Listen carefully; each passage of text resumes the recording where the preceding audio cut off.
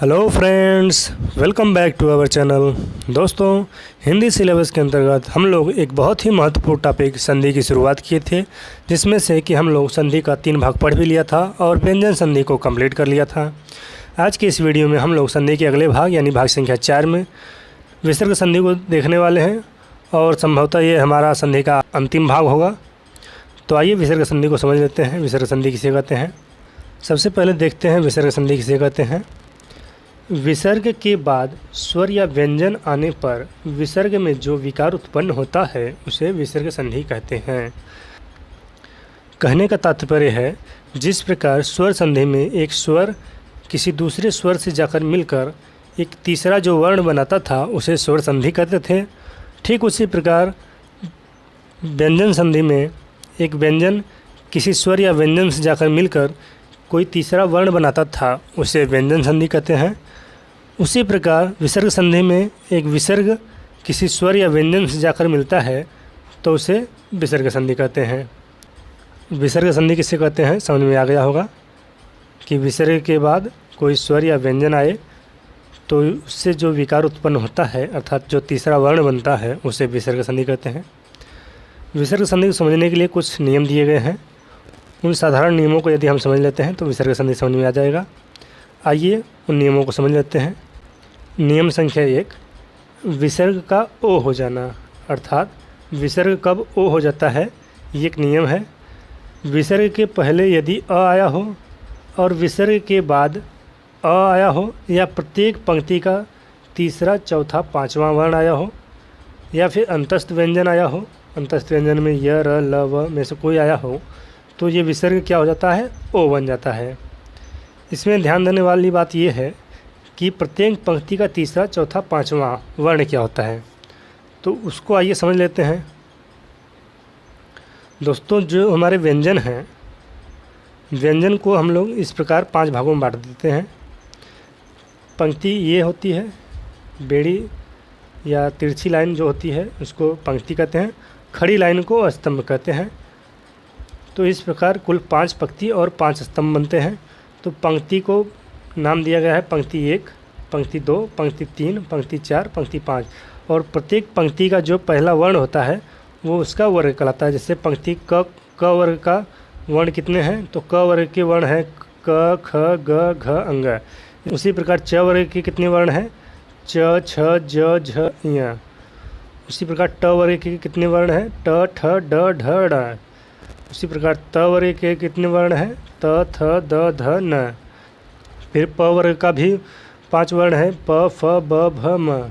इस प्रकार कुल 5 पंक्ति और 5 स्तंभ बनते हैं।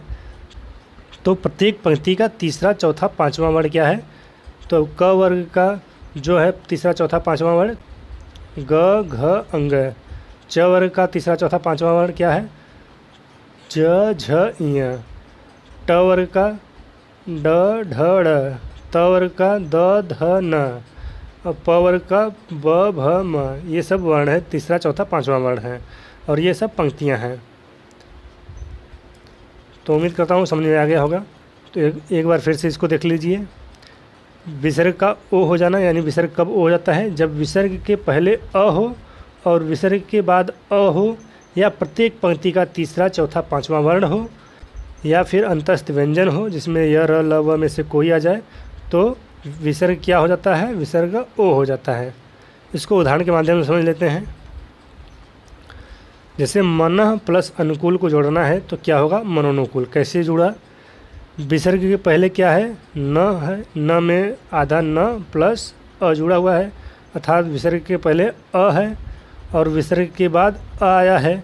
तो विसर्ग के पहले अ और विसर्ग के बाद अ, तो क्या हो जाएगा? हमने ऊपर नियम देखा था, विसर्ग के पहले अ हो और विसर्ग के बाद अ हो या फिर प्रत्येक पंक्ति का तीसरा चौथा पांचवा वर्ण हो या फिर अंतस्थ व्यंजन हो या र, ल, व में से कोई हो तो ओ हो जाता है।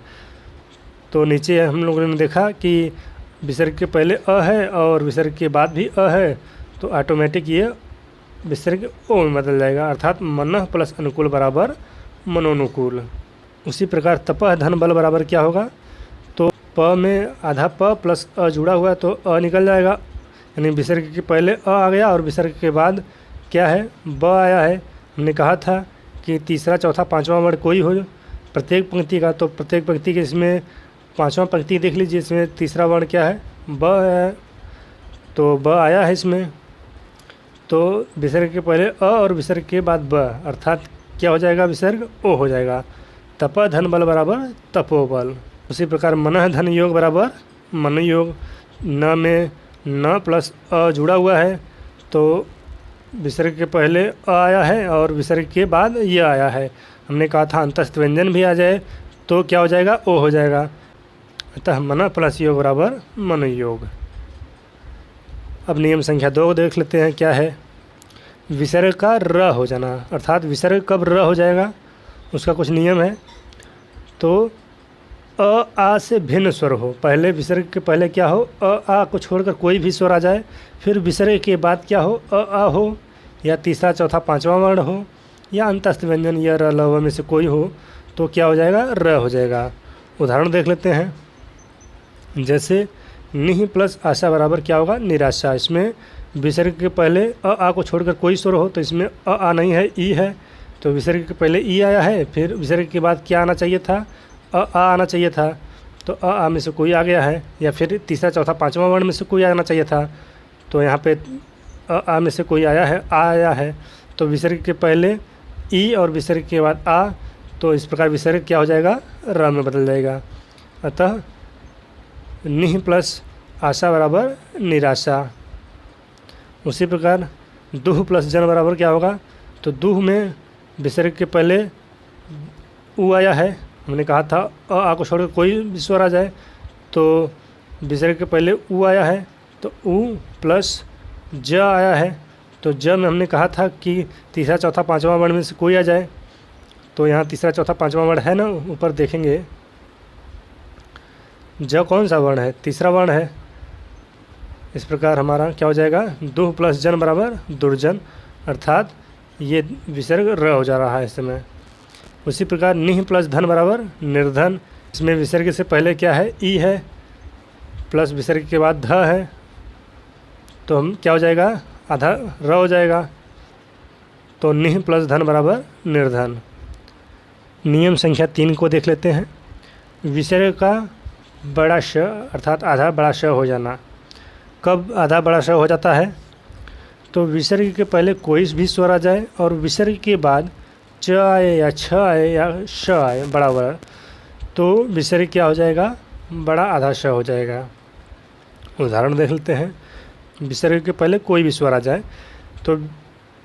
तो यहाँ पे विसर्ग के पहले ई आया है और विसर्ग के बाद क्या आना चाहिए, च छ श में से कोई भी आ जाए, तो यहाँ पे च आया है, तो क्या हो जाएगा, आधा श हो जाएगा। तो इस प्रकार निह प्लस चित बराबर निश्चित, आधा स हो गया यहाँ पर। उसी प्रकार दुह प्लस शासन में क्या हो जाएगा, तो विसर्ग के पहले आया है उ, कोई भी स्वर आ जाए, प्लस उसके बाद क्या आना चाहिए, विसर्ग के बाद क्या आना चाहिए, च छ स में से कोई आ जाए, यहाँ पे श आया है, तो इस प्रकार आधा स हो जाएगा विसर्ग। तो दुह प्लस शासन बराबर दुशासन, विसर्ग यहाँ पे आधा स हो गया है। उसी प्रकार निह प्लस छल बराबर निश्चल, विसर्ग क्या हो गया है, आधा श हो गया है। अब नियम संख्या 4 को देख लेते हैं। विसर्ग का आधा मूर्धन्य श यानी आधा षटकोण श हो जाना। कब आधा षटकोण स हो जाता है, जब विसर्ग के पहले ई या उ हो और विसर्ग के बाद क्या हो, विसर्ग के बाद क ख ट ठ प फ में से कोई भी आ जाए, तो विसर्ग क्या हो जाएगा, आधा षटकोण श हो जाएगा। उदाहरण देख लेते हैं। विसर्ग के पहले ई है और विसर्ग के बाद क है, निह प्लस कपट बराबर निष्कपट। उसी प्रकार धनु प्लस टंकार बराबर क्या होगा, विसर्ग के पहले उ आया है और विसर्ग के बाद ट आया है। हमने ऊपर नियम देखा था, विसर्ग के पहले ई उ कोई आ जाए, उसके बाद विसर्ग के बाद क ख या ट ठ या प फ में से कोई भी आ जाए, तो आधा षटकोण स हो जाता है। तो इसमें धनु प्लस टंकार में विसर्ग के पहले उ आया है, उसके बाद विसर्ग के बाद ट आया है, तो आधा षटकोण स हो जाएगा। तो धनु प्लस टंकार बराबर धनुष टंकार। उसी प्रकार निह प्लस फल बराबर निष्फल, यहाँ विसर्ग के पहले ई आया है, उसके बाद फ आया है, तो आधा षटकोण स हो जाएगा। इस प्रकार निह प्लस फल बराबर निष्फल। अब नियम संख्या 5 को देख लेते हैं। विसर्ग का आधा स हो जाना, ये छोटा स है, कब आधा छोटा सा हो जाता है? तो विसर्ग आया हो, विसर्ग के बाद त थ में से कोई भी वर्ण आया हो तो विसर्ग क्या हो जाएगा? आधा स हो जाता है। उदाहरण देख लेते हैं।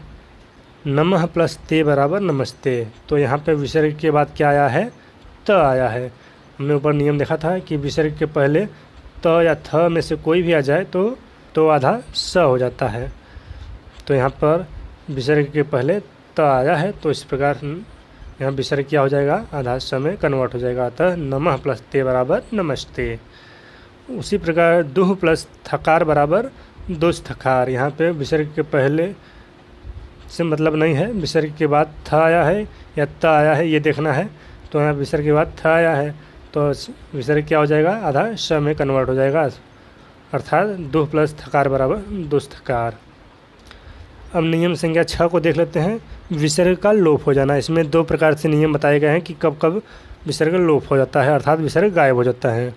तो पहला नियम है विसर्ग कब गायब होता है, यानी विसर्ग के बाद अगर र हो तो विसर्ग गायब हो जाता है।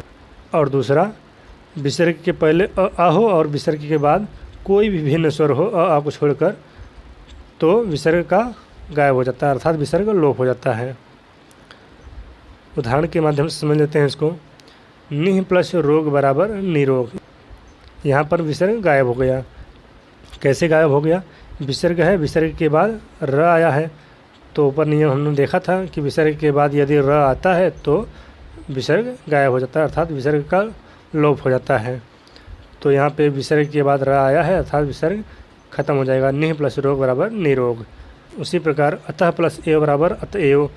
विसर्ग के पहले अ आया हो तो में आधा त प्लस अ जुड़ा हुआ है, तो विसर्ग के पहले अ आया है, उसके बाद विसर्ग के बाद ए आया है।